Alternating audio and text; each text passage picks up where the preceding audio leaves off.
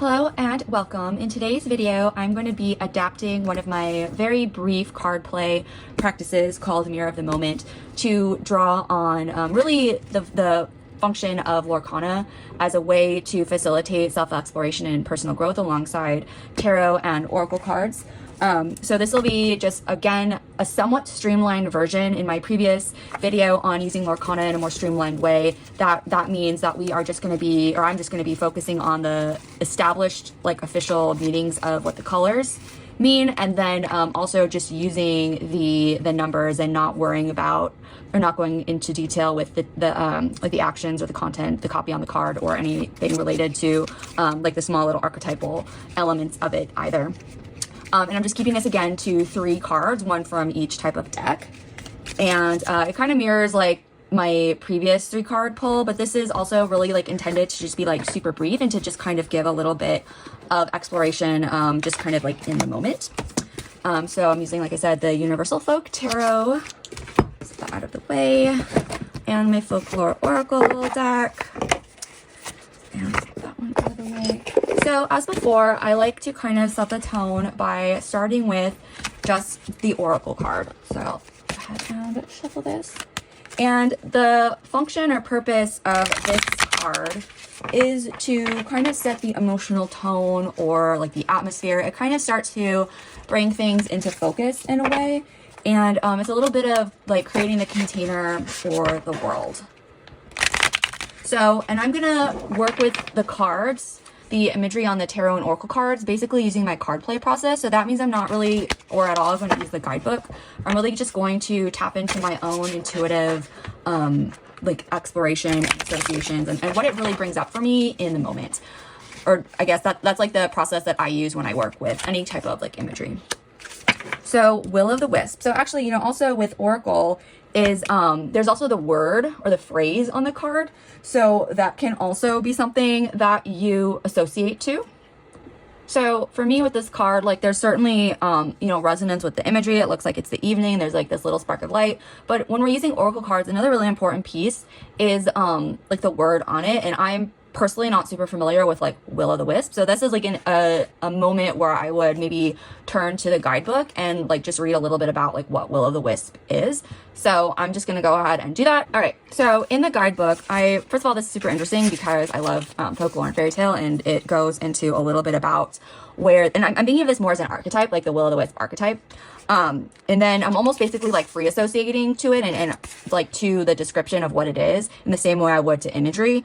But what I'm really kind of tuning into is like this last paragraph where the author, Mike Bass, I guess, says that Will of the Wisp is thought to be like a lost spirit, untethered and alone, that leads the living astray. Provides hope to the weary traveler. So I'm going to stop there because that's enough for me to kind of like go on. It's kind of this like idea for me when I'm really pulling from is like this idea of being like lost in some way, right? I don't need to 100% align with like what the oracle or what the guidebook says.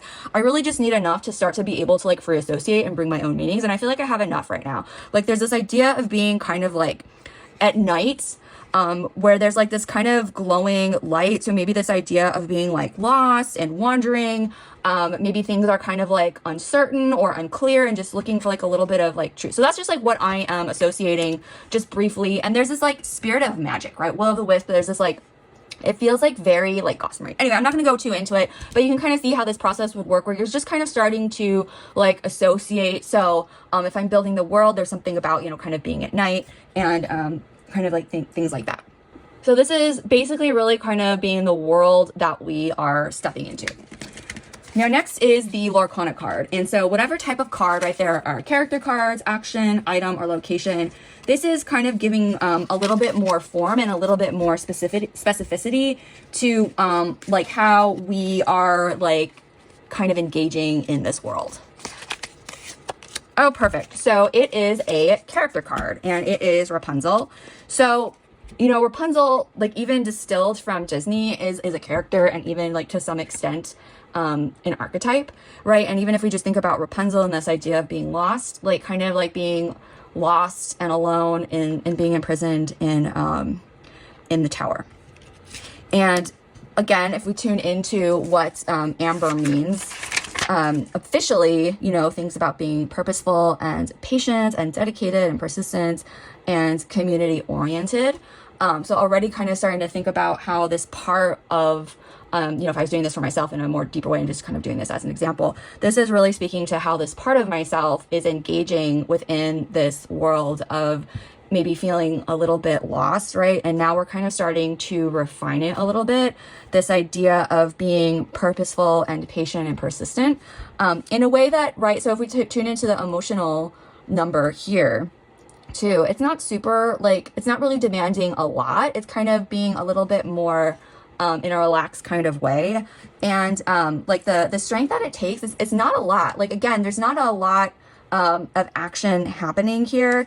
It's more, I feel like it's almost more internal, right? So there's like, it's more about like a patience, I guess.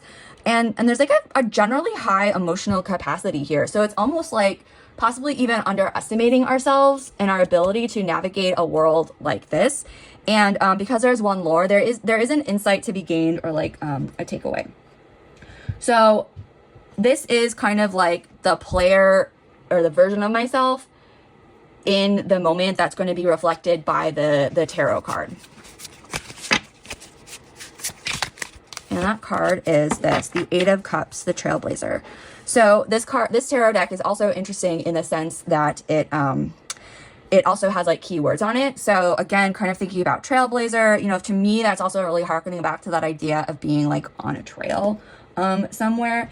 And so, but in any case, the way that this tarot card is functioning here is, it is the scene that this Lorcana aspect is kind of stepping into within the container or within the context of the emotional world set by the oracle card.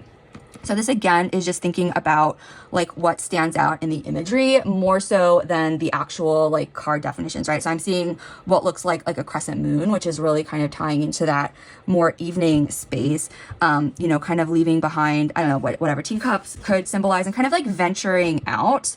So I kind of went through like a somewhat long, I don't want to say long, but I kind of went through and like explained, you know, a little bit more. But basically, if you're doing this, you choose your oracle, your Lorcana, and your tarot.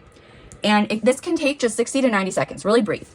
The oracle is the world. You can read in the guidebook if you want to, or just free associate. Lorcana is the aspect of yourself or a tool or an action. And then tarot is like that moment or scene. And so it's kind of thinking about what does the Lorcana aspect like do in this scene? And how does the oracle mood shape that interaction? And what feels like really meaningful or surprising or true? And then, so kind of just like being really kind of brief, right? This doesn't have to be like a long exploration. It's just kind of like top of mind, a quick little micro check-in, a micro like play moment. And then I always like to distill and bring it back to something that is like a takeaway, right? It's not just like, oh, okay, cool, that's like nice, I'm gonna like move on now. But kind of naming one small insight or shift or noticing something that really feels like it mirrors kind of where you're at in the moment. So again, this isn't going super like deep. It's just kind of like taking cards from 3 different types of decks, putting them together and seeing something about yourself, anything reflected from it. So I hope that was helpful. If you like this video, please go ahead and hit subscribe, and also be sure to follow me for more very creative ways to integrate all the stuff of tarot, oracle, cards, games, everything, and of course, role playing.